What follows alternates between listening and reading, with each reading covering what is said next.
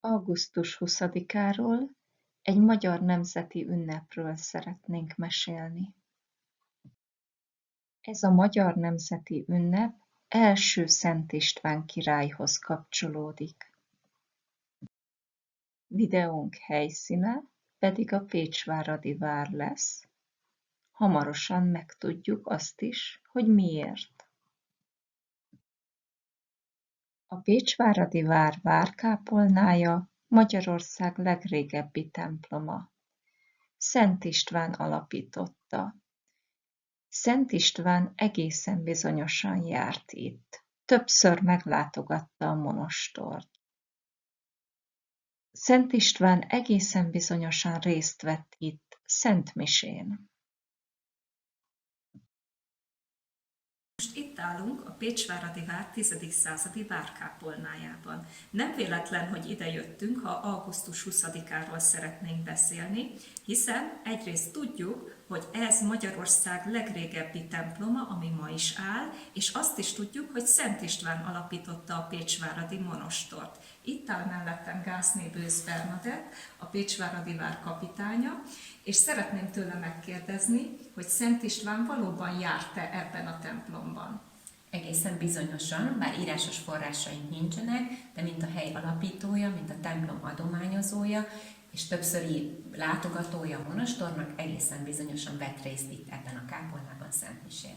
Köszönöm szépen. Pécsváradi vár. A pécsváradi vár várkápolnája.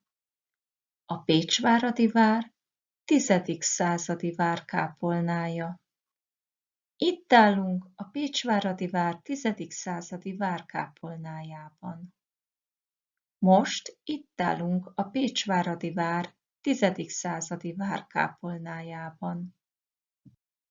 Szeretnénk beszélni az augusztus 20-ai ünnep legfontosabb szimbólumairól és elemeiről, vagyis arról, mi történik ezen a napon.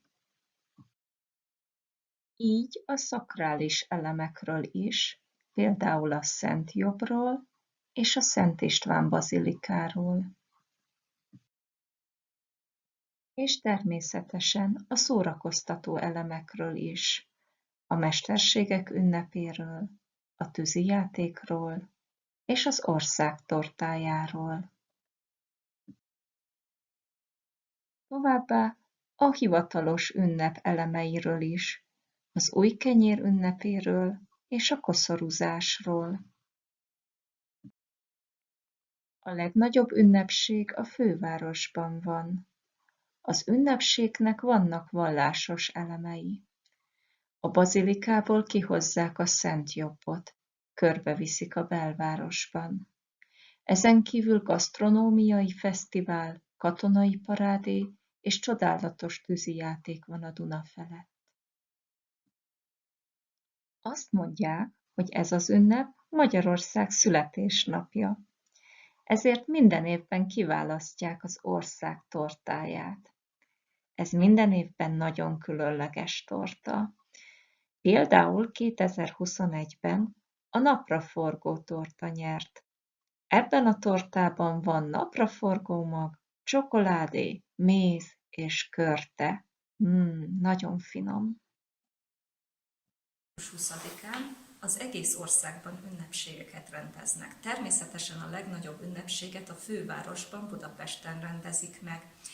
Ennek az ünnepségnek vannak vallásos elemei, például a Szent István bazilikából kihozzák a Szent Jobbot, ami Szent István király mumifikálódott jobbkeze, és egy körmenettel körbeviszik a belvárosban. De természetesen ezen kívül gasztronómiai fesztivál, katonai parádé, ünnepségek vannak az egész város területén, és este egy hatalmas, csodálatos tűzijáték a Duna felett. No, de nem csak Budapesten ünnepelnek a magyarok, hanem tényleg az egész országban, és minden településen, így Pécsváradon is, hiszen Pécsvárad számára nagyon fontos Szent István személye. Hogyan ünnepelnek a pécsváradiak? Nagyon régóta Szent Istvánt ünneplik, akkor is, amikor ennek az ünnepnek még más megnevezése volt. Tehát az augusztus 20-a az nálunk a 60-as évek végétől Szent István ünnepe. Ami nagyon fontos, hogy egy ünnepi szentmisével veszi kezdetét az ünnepnap, szemben velünk a Nagy Boldogasszony templomban, és ennek végeztével a vendégek átjönnek a várudvarra.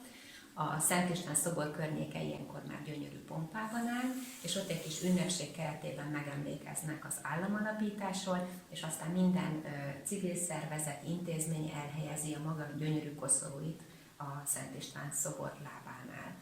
És ezt pedig délután egy népünnepéig követi, amit már lent a város központjában tartunk, ami meg tényleg csak az ünneplésről szól. Ünnepséget rendeznek.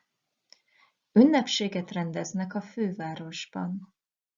Ünnepséget rendeznek a fővárosban, Budapesten. A legnagyobb ünnepséget a fővárosban, Budapesten rendezik meg. Természetesen a legnagyobb ünnepséget a fővárosban, Budapesten rendezik meg. Szent István nevéhez kapcsolódik egy fontos állami és nemzeti szimbólum, a Szent Korona.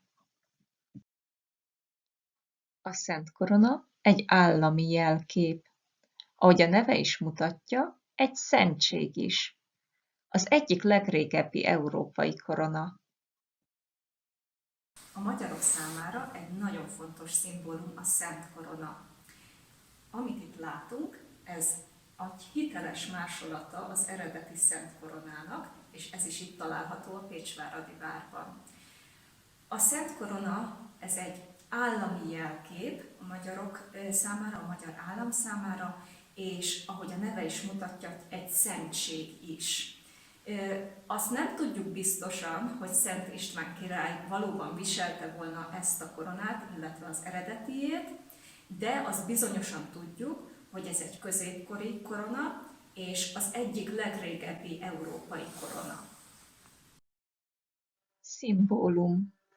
Fontos szimbólum. Egy nagyon fontos szimbólum. A Szent Korona egy nagyon fontos szimbólum. A magyarok számára egy nagyon fontos szimbólum a Szent Korona.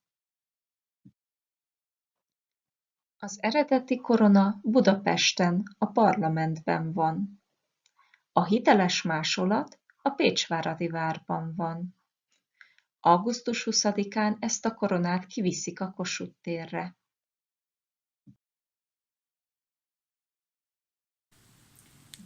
Az eredeti koronát Budapesten a parlamentben őrzik, ott lehet megnézni, turisták bemehetnek és megnézhetik.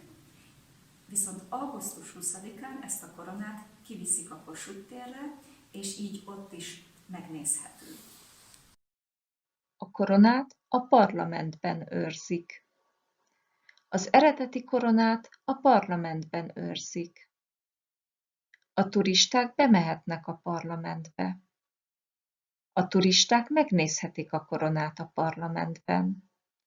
Az eredeti koronát Budapesten, a parlamentben őrzik, ott lehet megnézni, turisták bemehetnek és megnézhetik.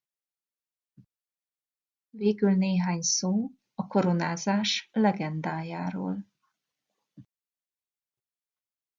A legenda szerint a koronát második Szilveszter pápa ajándékozta Szent István királynak. A pécsváradi apát, Asztrik apát hozta el Rómából.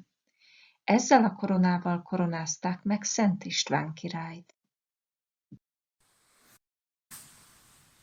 A korona legendája szerint ezt a koronát második Szilveszter pápa ajándékozta Szent István királynak, és egy pécsváradi apát, Asztrik apát hozta el a király számára. A legenda szerint ezzel a koronával koronázták meg Szent István királyt is.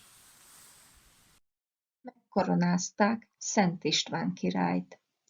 Ezzel a koronával koronázták meg Szent István királyt. A legenda szerint ezzel a koronával koronázták meg Szent István királyt.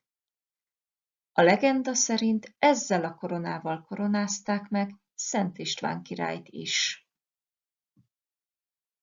Reméljük, sokat tanultatok augusztus 20-áról ezzel a videóval, és ha kíváncsiak vagytok erre a magyar nemzeti ünnepre, szeretettel várunk Magyarországon augusztus 20-án Budapesten, vagy akár Pécsváradon, vagy bármelyik magyar településen.